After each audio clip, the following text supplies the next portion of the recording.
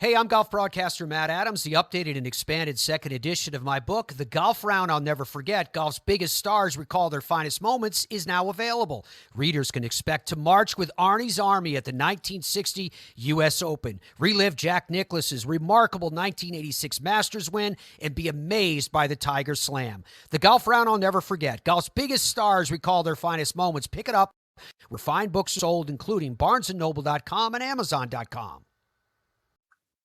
Welcome to Football is Family, a podcast dedicated to the fan and fan experience. My name is Jeremy McFarland, and I want to look at the positive behind what makes football so enjoyable to watch and follow. I want to know why you are a fan of your team, of a player, or an era of football. Whether the pros, college, or high school, I want to hear and share your stories and your love for the game. If you want to be part of this podcast, please message me on Twitter at Jeremy_McFarland or on Facebook at the Football is Family Facebook page.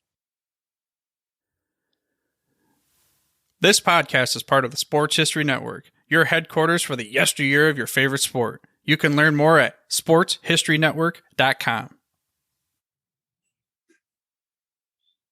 I'd like to welcome everybody back to the Football is Family podcast. And if you hear kind of a humming in the background, it's going to be on. The air conditioner is on in Tennessee. It's about 100 degrees here in the shade, and it's just got too brutal. So this is how we stay cool in Tennessee. We have a window unit. That's how we work. That's how we roll here. But I am privileged to have a special guest today. Would you like to introduce yourself? Yeah, thanks for having me, Jeremy. My name is Sean Conley. I'm a former football player at the University of Pittsburgh, as well as a few stops in the NFL. And now I'm teaching yoga and meditation in Pittsburgh with my wife. See, this is the thing. He's in Pittsburgh. My father-in-law would be doing backflips if he was still alive, because I'm talking to somebody in Pittsburgh who went to the University of Pitt.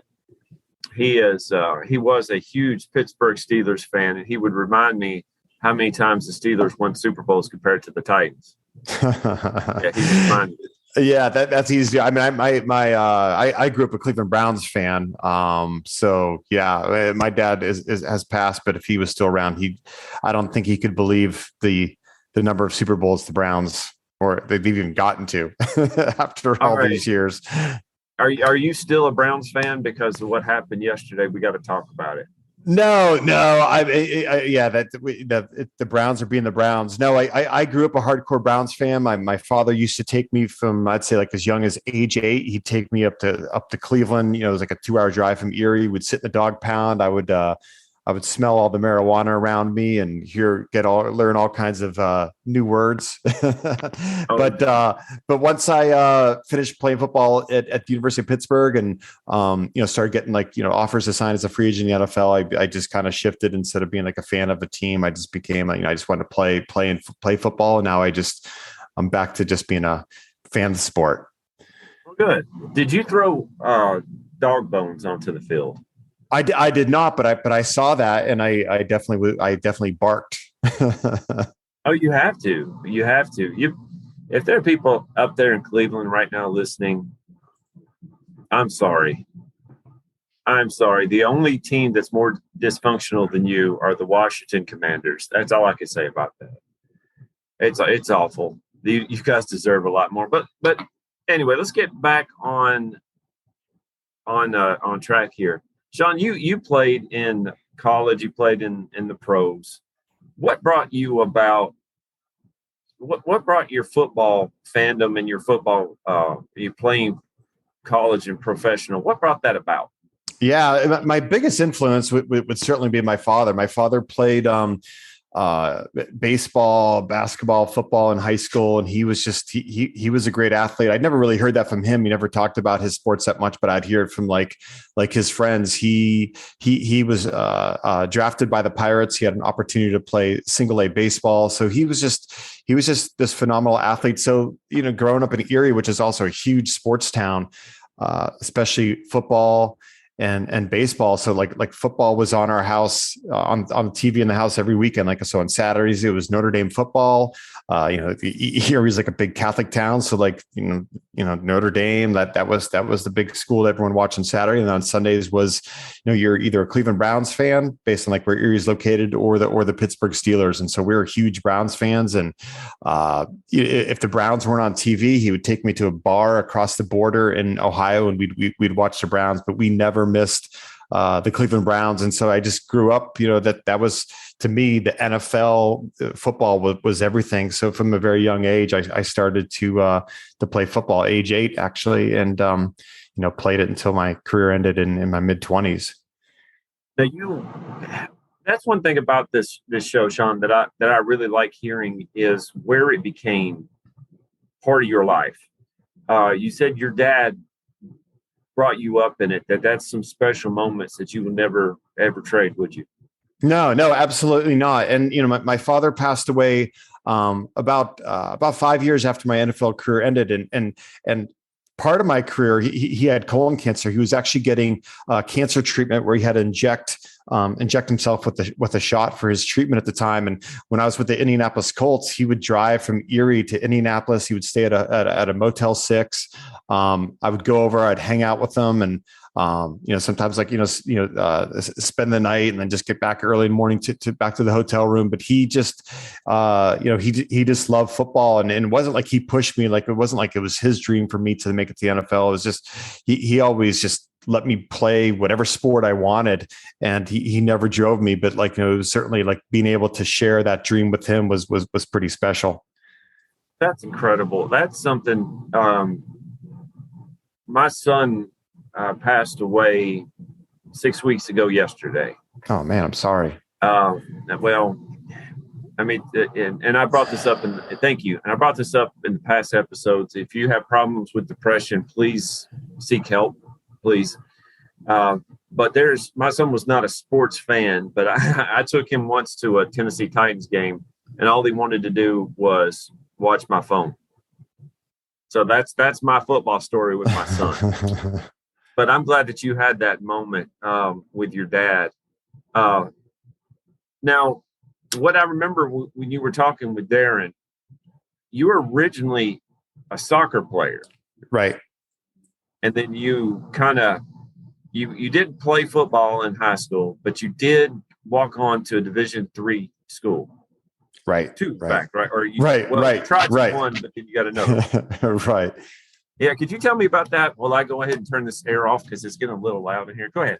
Yeah. So I just spent my high school was supposed to have a football team, and then that they were supposed to start one up by freshman year, but they didn't. And so then, but I liked my high school, so I just stayed there. And the plan I came up with was because back in the 80s, late 80s, especially, there was a lot of European soccer players coming to the NFL. A lot of guys who didn't play in high school. One of them was like Morton Anderson. And I just thought, hey, these guys could do it. They're not playing in high school. And so I would just train on the side when I wasn't playing my other sports, either basketball or soccer. And there was a field not too far from my house. I would just go train there, every time I had an opportunity. And then so then the idea was to walk on, eventually Division I. But what happened was after high school, I decided, hey, I'm just going to start small, get some confidence in Division III. First school I went to, they said I could walk on, but then the first day of practice, the coach changed his mind, said you already had enough kickers. So 3 months later, I essentially just dropped out of school there. I got really depressed and started drinking. I think my whole dream was messed up. But luckily, there was a school in my hometown, Erie, Gannon University, which started a football team for the first time since right after World War II. And so they just took anybody wanted to play. So for 2 years, I kicked for Gannon. I wasn't very accurate. I was able to kick the ball really deep into the end zone, but I think my accuracy was somewhere around 25-30%. Then I decided, hey, I got one more chance. I had one more year of eligibility. So I went to the University of Pittsburgh. They had 4 or 5 kids already on scholarship, but I was able to work my way up from spring ball as like the number 7 kicker. And by the time it was at half an hour before the first kickoff, the special teams coach came up to me and told me that I was a starting kicker. So I was able to get that just in time. And I was able to play 1 year for the University of Pittsburgh. So it worked out. It was a very unconventional route, but it all worked out in the end. most dreams most dreams are unconventional how to get to them, aren't they? You have a goal in your life where you say, I have a golden path, but usually you end up on the goat path to get to where you want. And that's why you have to stick to it. You never know when it's going to end, do you? Yeah, absolutely. And actually, I think that really helped my career as I went on, being rejected by that Division III school, having some success at that second Division III school at Gannon, but also having a lot of failures. And then just, being able to, go to an environment where 4 or 5 kickers, when I showed up, they just wanted nothing to do with me. It's got this, I was this walk on. These guys had scholarships that were all told that they would be the starting kicker at Pitt at some point. And, so I think that just helped, just me able to just dial into my own world to the point where these guys weren't my competition. It was just me. And so I just knew I had to do what I needed to do to be successful. So I just was able to, learn just to block out, competition. And I think that just really helped me when I was able to go on to the next level. Let me ask you this. Let's go back to your first rejection, because I imagine that has a lot to do with what you wrote in what you wrote about in your new book, the Point After, right? Which is available on Amazon, Books A Million. I have a link on my Twitter page. Click on it. Give this book a chance. What got you out of that depression? Was it opportunity, or was it family, or was it all above? Yeah, I think the biggest thing that got me out of it was kicking, doing something I loved. And because what happened was when I first came back to Erie, I just got really down about it. And I thought my dream was over. It was now January in Erie. In January in Erie, the sun goes down by 4 o'clock and it's dark, it's cold. And so I wasn't kicking at all. I just decided, I was going to wait till the spring and didn't know where I was going to go to school. But what happened was I decided, even though it was wintertime, I just started kicking, and I would go to the field and I would just kick on, it was like snowpack, 12, 18, 24 inches of snow and ice. I just kicked right on top of that, and just being outside and kicking and doing something that I really loved. And I found that, looking back on it, it was something that I think was just it was therapy for me. It was meditation, just, doing something I loved. And I think, that the combination of all that, being outside and, doing something I loved, it just really helped pull me out of it, where I felt like, I can keep going.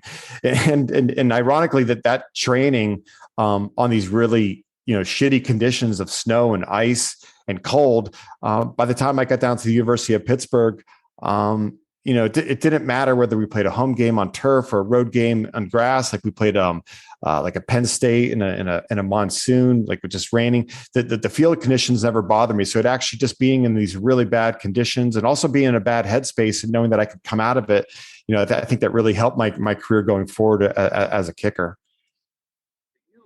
You faced adversity. Obviously, you faced it then.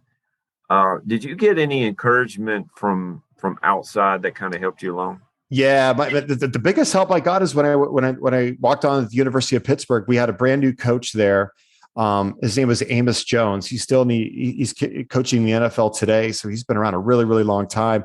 He played for the Bear. He played for Bear Bryant, and I always had a challenge with perfectionism. So I always wanted to be like this perfect kicker. I wanted to be able to kick it at a certain distance, and I wanted to be able to never miss. And I wanted to have this perfect training regimen. So I would spend a lot of time after practice going into the video room and looking over my kicks. And one day he hollered at me and he said, "You need to stop." Because I would spend a lot of time working on the kicks that I'd missed, what I did with my plant foot, how I struck the ball, my follow through, et cetera. And he said, "You need to spend more time on your successful kicks and what you do right." And at this time, I wasn't named the starting kicker. This was between spring ball and summer camp for the upcoming season. And that really shifted a lot of things for me, where I realized I needed to work on positivity. And he just reinforcing that in my mind. And he said where he learned that from, he must have been ahead of his time. What was Bear Bryant? He said after they played a game, because he played and coached for Bear Bryant. Bear Bryant would bring the whole team into the auditorium, and he said for maybe 5 minutes or so, he'd show them up on the big screen, some mistakes they made, like, "Hey, we need to get better here, we need to get better there."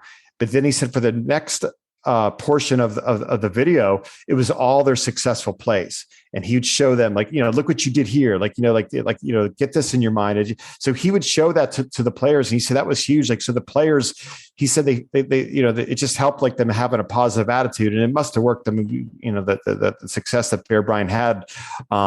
But he said that was big for him, and that was something that he tries to instill, like Amos Jones, into the players is, hey, yeah, like it's good to know, to work on your technique and get better, but don't forget all the things that have gotten you to this point in your career. How did you transition from a soccer kicker to a field goal kicker? Because I want to say, and I might be off on this, Lou Groza. It was a straight-on kicker for years, and Lou Groza brought that in for the Bills, was it? I believe it was for the Bills. But how did you have your plant foot, you have your kick, but you kick up instead of out? I mean, how did you transition? Because that's fascinating to me. Yeah, for me, it wasn't too difficult, because I played soccer and I played different positions, but I was a goalkeeper. And kicking a football is very similar when you see a goalkeeper take a goal kick, where he just lines up and drives it, where he's going for distance, and he's also going for height. So for me, it wasn't that difficult. The hardest part for me in the transition was to kick it straight between like the narrow goalpost, because the sweet spot in the football is about the size of a nickel that you want to hit, and the part of your foot as well is about the size of a nickel. So you need that perfect coordination between that bony part near your toe and that small sweet spot. And so if either one of them is off just by a little bit, that could change the trajectory of the football. And, the further back you are, if you're off just by a little bit, that's why you'll see like those, 40, 45-yard field goals just go slightly right or slightly to the left. That's because there was something just slightly off with the sweet spot, or something slightly off with the plant foot, because the plant foot has to, when that plant foot hits the ground, it has to be pointed at the center of the goalpost. If it's slightly off to the left or the right, that's going to change the direction of the kick. Does that mean that you practice more on placement than you do kicking? Yeah, for sure. Because the placement's huge. Because what also comes into play if your plant foot is too far forward, you're not going to get under the ball enough, and it could be like a knuckleball or something like that. If you're back too far, if your plant foot ends up being back too far, then you're going to get under the ball, and then it's going to get under too much air, and it's not going to go as far. So that plant foot has to like be in the perfect position when you strike the ball, and it takes a while to get to the point. That's where I was always trying to perfect it. But what I discovered was it wasn't thinking about that foot, like looking at it over and over again. It was more about getting the feel. And once I got the feel down, like, hey, this is like, I got to a point where I didn't even have to like look up. I knew if the ball was going through the goalpost. You'll see that a lot in the NFL. Like, well, they'll show the replay where the kicker is already celebrating. He hasn't even really like looked up, but he just knows that ball, he struck it perfectly, and it's going straight and far. Well, I had the chance, I go to the Titans training camp up in Nashville when they've had it, and hopefully they'll have it again this year. And a few years ago, I had the chance to watch Rob Baronis do his thing. Now, if you don't know who Rob Baronis is, I know Mr. Sean here, he probably knows exactly who he is. He was one of the best kickers. In fact, I think he set a record a few years ago against the Texans by kicking the most field goals in a game and won the game for the Titans. But I looked at it, and the way he set up, it looks like it was effortless. It had no effort. It required no effort. But I imagine that's because he has gone through it, not only through his high school years, his college years, but obviously through the pros. You just don't happen on greatness, do you? No, absolutely. And once you get to the level of the NFL, there's a saying that, kicking is 90% mental, and the other 10% is mental as well. Once these kids, these college players, once they're in training camps and trying to make it in the NFL, like the difference between them with their physical capabilities is pretty minuscule. In many cases, you could say it's the same.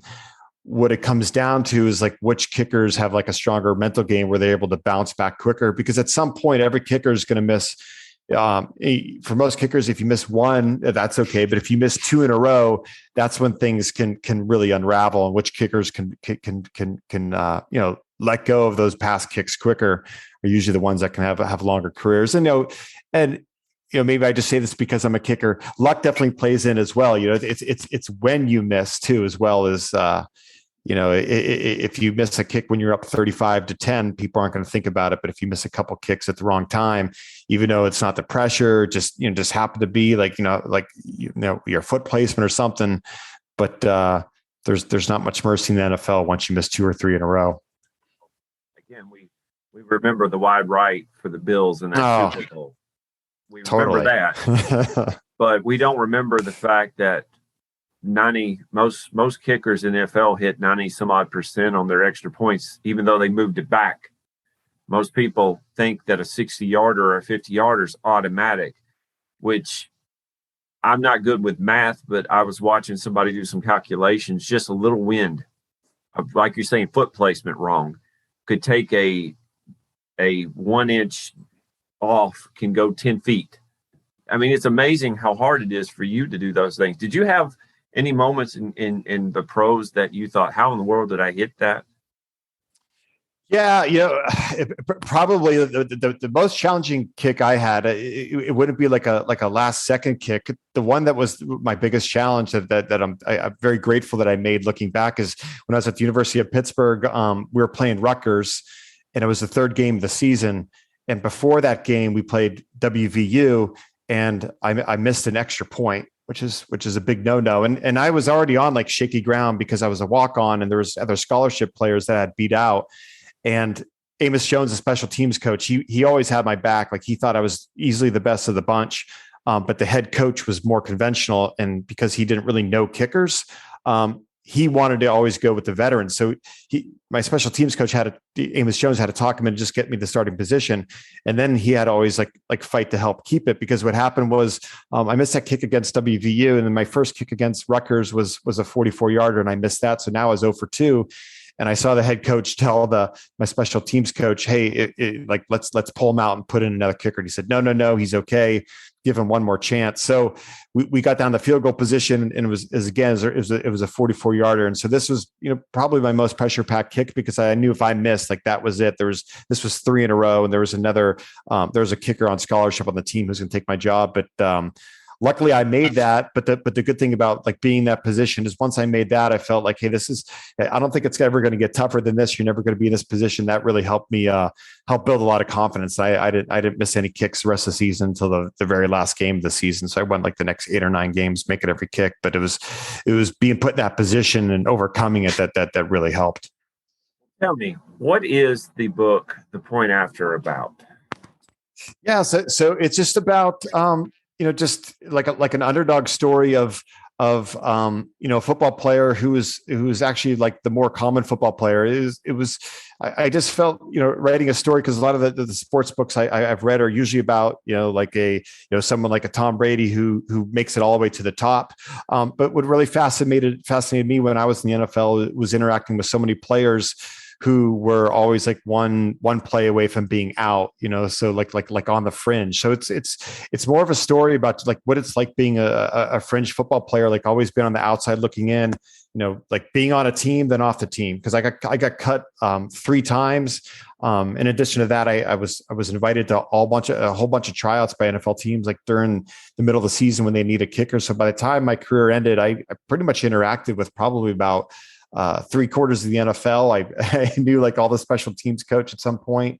I also got to play in the World Football League. So the book is also about that, where I spent a whole season with a bunch of players who were like on the outside looking in. And I just wanted to tell like, the human aspect of it all. And also the advantage of being a kicker, you get to be a spectator too. So I had a lot of great interactions with some interesting football players, such as Barry Sanders, Dan Marino. And so I also like write about like, what's it like, interacting with them and how they achieve like their greatness. But I really try to focus on the story of the downs, because I think that's what we don't hear about when we watch all these football stories. So I really like try to share as much as I could about what it feels like to be, rejected and to bounce back from that.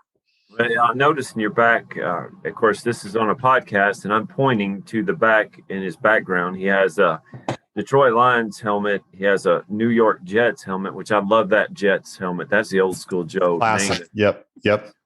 What's your favorite NFL story of you that you're in? What's your favorite story? Probably it was meeting Barry Sanders when I was at the Detroit Lions.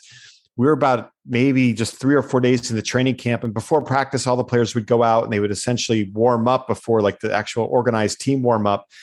And I'm just standing there, do my little stretches, and I see Barry Sanders, number 20, starting to saunter over towards me. I had no idea. I'm thinking, why is Barry Sanders walking towards me? What does he want to ask me? What does he want to talk about? And he just said, "Hey, you want to play catch?" So I'm like, wow, okay. So here I am, a rookie, Barry Sanders. So of course I said yes, and that ended up being my routine before practice for the next 5 or 6 weeks. I play catch with Barry Sanders before every practice, and we played the Dallas Cowboys in London a few weeks later. And the first couple of nights, the head coach, Wayne Fonts, let us party as long as we wanted, 3, 4 a.m. And I came wandering into the lobby one night after being at the pub with all the other rookies doing what rookies do. And Barry Sanders is sitting there reading a Stephen King book. And I sat down next to him, and, I just asked him, we're shooting the shit. And I just said, hey, I mentioned something about being concerned about being cut and like, what's next? And he told me, hey, whatever whatever happens to your NFL career, remember that there's more to life than the NFL, which ended up being the subtitle for my book. But he told me that at the time he told me it, I really didn't believe it, because for me, that's everything I wanted to be. And I didn't know what I would do afterwards. And that was like my whole identity. But that was probably something that impacted me the most, because, I learned my lesson the hard way, but that's something I look back and I realized, I love football, but now, I'm more interested in the humanity of the game, and looking back, I wish I was probably more in the present moment when I was in my football career, but I spent probably a little too much worrying about what was coming next and whether I had a job the next day. It's hard to let go of that, because that's the reality of it. But it certainly was a good lesson for me. When did you, in your life, when did you find purpose? Do you know? Yeah. When you found purpose? Yeah, I think when I found purpose was much after my career, when picking up with what Barry Sanders said about there being more to life. I think when my career ended, and I just started getting I threw myself a pity party. Now I'm not going to be an NFL player. My whole plan was to play it until I was 40.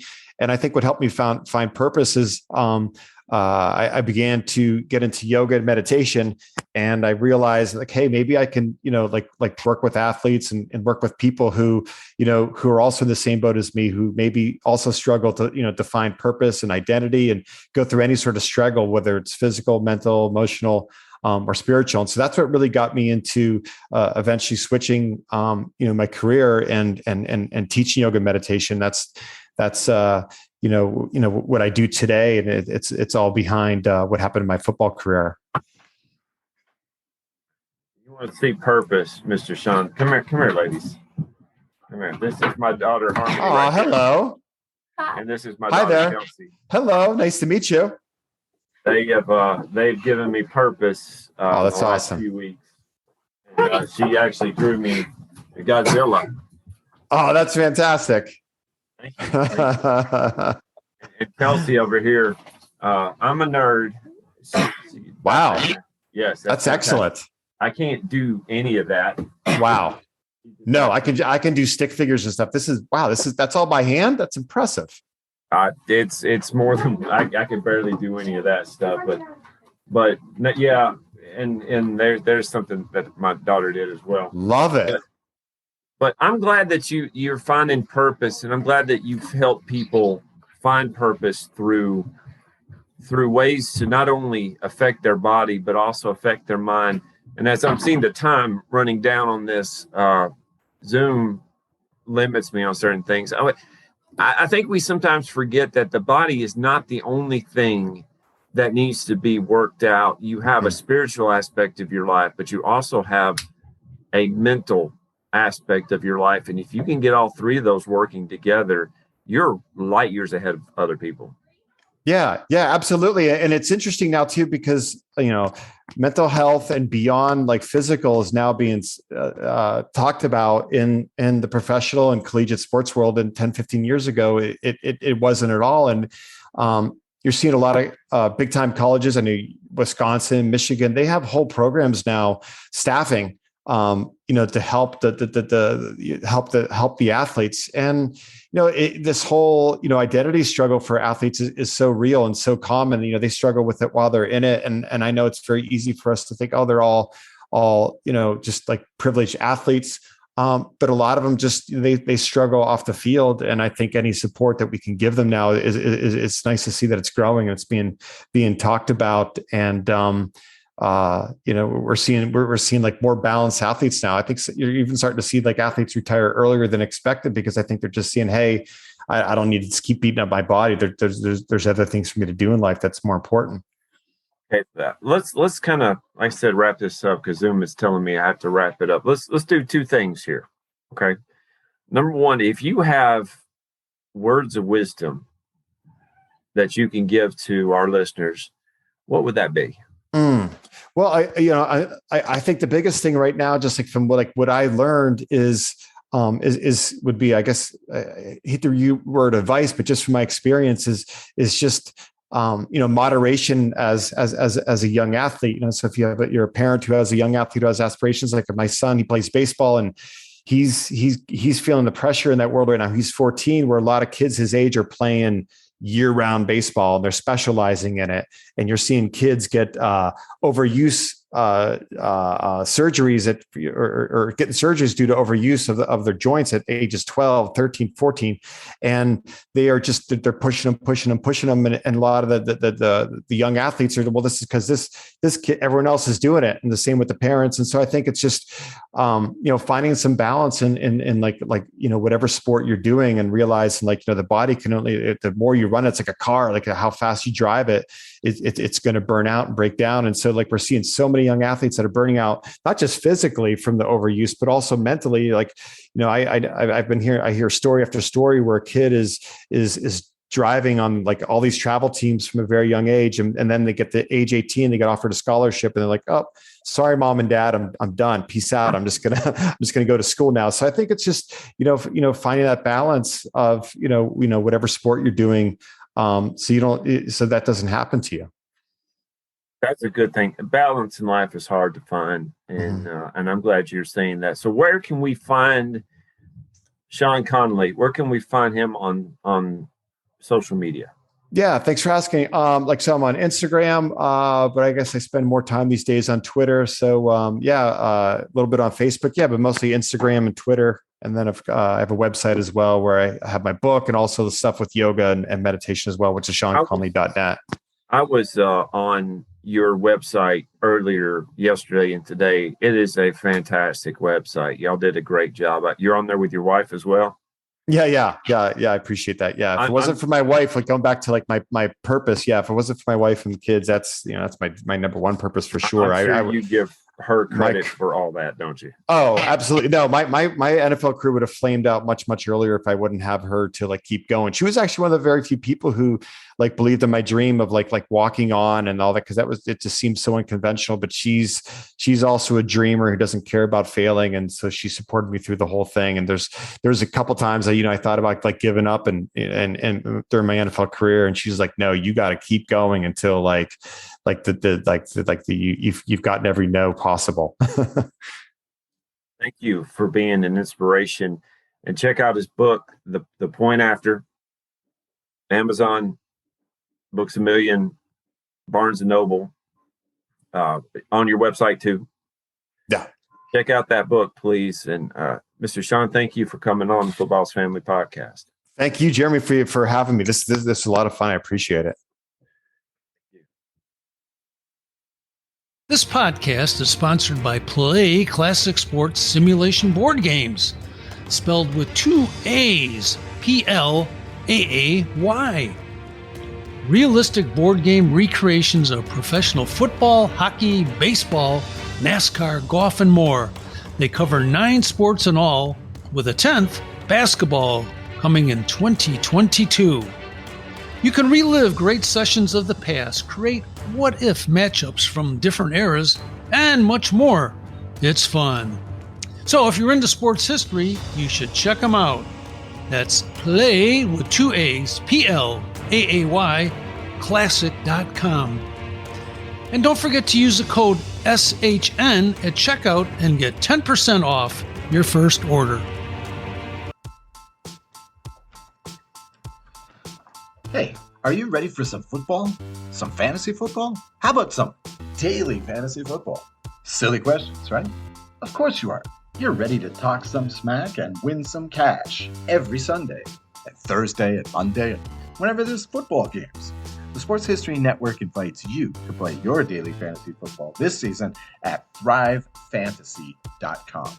Thrive Fantasy offers hundreds of thousands, millions in cash every day on NBA, MLB, PGA golf, cricket, esports, and of course, NFL football. And just to get the 2021 NFL season started right, Thrive Fantasy is holding its $100,000 guaranteed contest with a $20,000 first prize. Sign up with Thrive Fantasy today to get a 100% match bonus on your first deposit for up to $100 in free daily fantasy football play. Visit sportshistorynetwork.com/thrive. That's THRIVE, or enter promo code SHN when depositing at the cashier. Join Thrive Fantasy today, earn cash prizes, and support great shows like this at the Sports History Network. Now that's a win-win-win situation for you to kick off your own NFL season.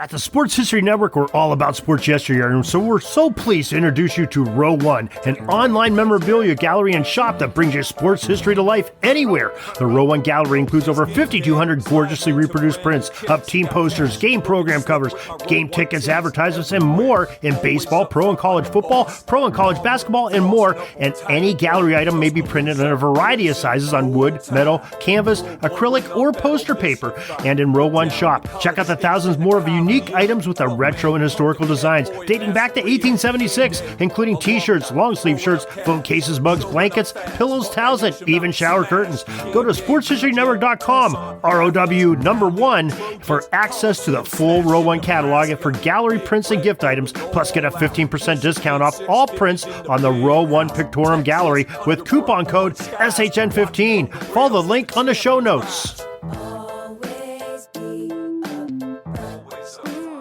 Hey there, sports history fan.